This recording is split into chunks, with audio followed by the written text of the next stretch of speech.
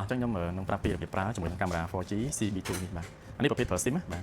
ចឹងបងប្អូនត្រៀមជាមួយនឹង SIM មកហើយមកចឹង SIM បងអាចបញ្ចូលទឹកប្រាក់ហើយណាអាចជាប់គម្រោងប្រចាំខែទៅមួយខែដូចជា Medphone មានមួយខែ$1អានេះខ្ញុំប្រើជាមួយ Cell Card ចឹង Cell Card គម្រោងហើយជាមួយខែ$5ហ្នឹងឯងបាទចឹងយើងបើកប្រអប់មកអូខេ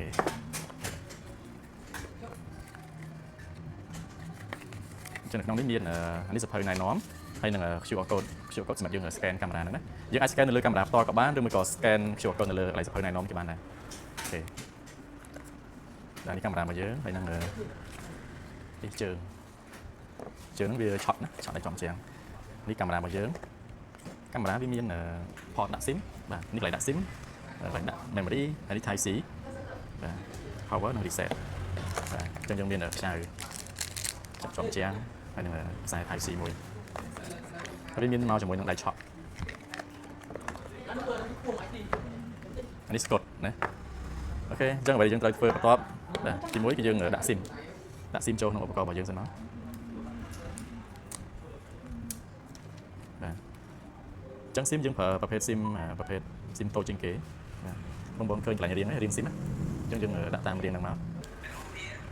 អញ្ចឹងវារៀងអប់តិចណា SIM ទៅយើងរុញចូលក្នុងតិចបាទតែបងប្អូនមើលដែរកុំឲ្យដាក់ប្រជ្រាំខ្លាចរុញបាក់ជើងអញ្ចឹងនេះឃើញអប់ចូលហើយអត់លៀនណាបាទអញ្ចឹងពេលបងប្អូនចង់ដោះ SIM យើងចុចសកត់វាមកវិញមកបាទអញ្ចឹងសកត់មកដោះ SIM ណាអញ្ចឹង SIM ចូលមិនចូលបងប្អូនមើលចំហៀងដែរណាកុំឲ្យវាលៀនអញ្ចឹងណាអញ្ចឹងកាលណាលៀនយើងរុញចូលមកបាទហើយយើងដាក់ memory មក memory ដូចគ្នាបងអាចមើលតាមរៀងណានៅឧបករណ៍ដាក់រៀងប្រឆាំងមកឆ្វេងនិយាយទៅយើងដាក់ផ្ងាដូចគ្នាទាំង SIM ទាំង memory យើងដាក់ផ្ងាអញ្ចឹងដូចគ្នា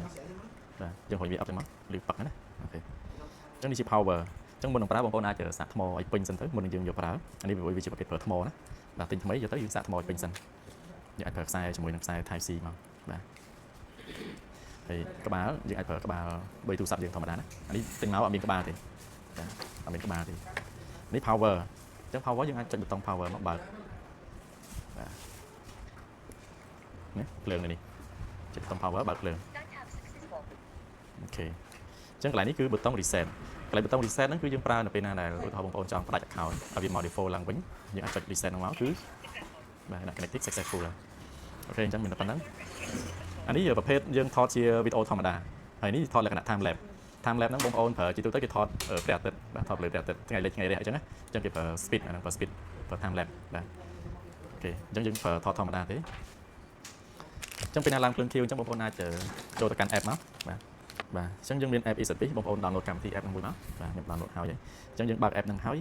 បាទបើក app ហ្នឹងហើយបងប្អូនបង្កើត account រួចរាល់ហើយបងប្អូនមើលខាងស្ដាំនេះមានសញ្ញាលេខបូកនេះអញ្ចឹងយើងចុចលេខបូកហ្នឹងមកហើយយក add device បាទ add device យើងយកកាមេរ៉ាបងប្អូនយកសភៅណែនាំនេះ QR code ហ្នឹងយើងយកមក scan មកបាទ scan រួចយើងចុច add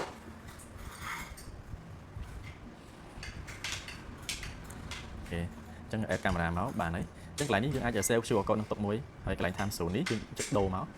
ចុចកន្លែង time zone នេះកន្លែងពេលវេលាហ្នឹងយើងដូរមកយកបាងកក Hanoi នេះណាបូក0.7បាទយើងដូរ time zone មកហើយនេះថ្ងៃខែឆ្នាំប្រភេទថ្ងៃខែឆ្នាំវាមាន format វាដាក់ថ្ងៃខែឆ្នាំអញ្ចឹងយើងមិនដូរទេ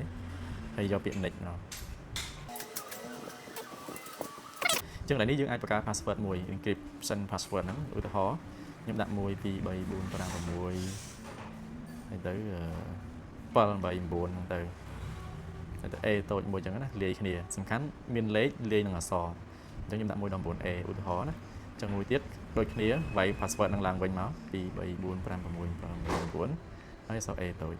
ហើយយកបាទពាក្យ help modify បាទអញ្ចឹងយើងបង្កើត password ឲ្យវាមួយអូខេហើយយកពាក្យ next មក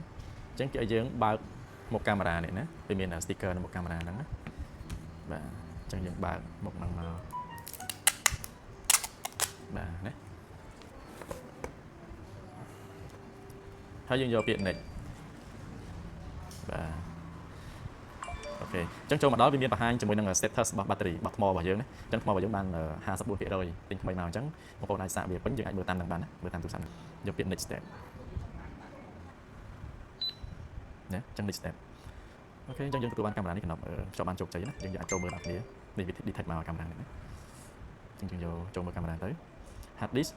is uninitialized please initialize it before recording ចឹងបានន័យថាហាត់ memory របស់យើងដាក់ទៅមិនអត់ទាន់បាន format ទេចឹងបងប្អូនពេល load បែបហ្នឹងមកយើងចុចពាក្យ initialize មួយដើម្បី format memory យើងចោល memory ថ្មីត្រូវការទាមទារ format បាទយើងចុច initialize មកបាទចឹង storage របស់យើង 64G initialize មួយមក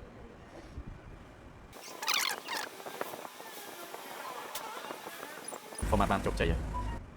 back មកវិញមកចឹងសម្រាប់កាមេរ៉ារបស់យើងគឺយើងអាចនិយាយឆ្លងឆ្លើយគ្នាបានជាប្រភេទ two way audio បងប្អូនឃើញ microphone ទៅនេះណាចង់និយាយឆ្លងឆ្លើយគ្នាបងប្អូនចុចលើ microphone ហ្នឹងមក Alo អានេះ volume លើកា